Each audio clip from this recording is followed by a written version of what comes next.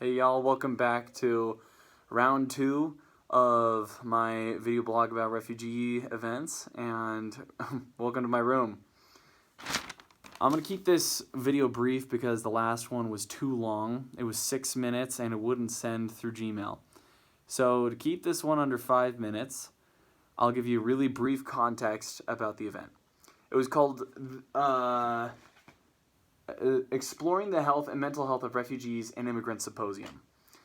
I got to break out with a small group of professionals from the refugee relief community and learn from them about what they saw as the right techniques to empower refugees and the right techniques for us to facilitate their goals and their dreams and the building of their own American dream, right?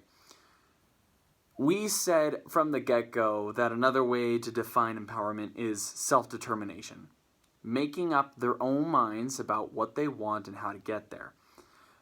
That's of the utmost importance, and that's the cornerstone of any refugee relief program, because one problematic paradigm about dealing with refugees is seeing them as people or things to be acted upon rather than as agents unto themselves, people that can make up their own minds. So that's a pretty simple concept. Let them choose. But the way we do that is through something that one of the participants called motivational interviewing. I hadn't heard of it before, but the way she defined it as simply asking, it's a form of interviewing that involves asking refugees what's important to them and how they plan to get that objective. And then after that, to have them imagine how they would feel in accomplishing that objective and that goal. So with that, there's a paradigm shift that needs to happen. Facilitators, while we're experts of certain things that might be happening in the refugee community or in the refugee world of reintegration into American society, these people are experts of their own lives, just as you and I are experts of our lives. I'm not expecting my parents to tell me where to go to school, what to do with my life, what job to get. And while it's important for facilitators to open up the options of refugees, it's not the job of the facilitators to force them into any one option. So, the paradigm shift that's got to happen is after asking the questions of what's important to you and how do you want to get there, and then explaining to them the outcomes of pursuing a certain decision, it's up to us to accept that outcome. If they choose something that's not in our mind what we would choose, that's okay. Again, this is completely up to them, and we need to allow them to make mistakes, but there's a fine line between enabling and teaching.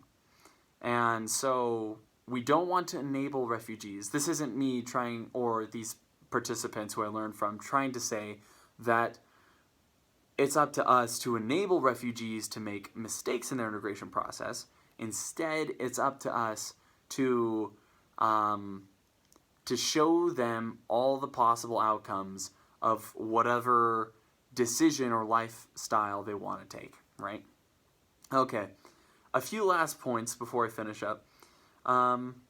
We got to keep in mind all the different responsibilities people face. They're not just working machines. They've got children's.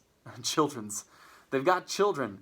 They've got school. They've got other church programs or community events along with their jobs and the programs in which we're teaching these people, right? So it's important for us to be aware of their responsibilities. It's important for us to be aware of their cultural customs. Rather than assuming that we know everything about refugees, we need to realize, in the end, these people know their lives. These people know their culture.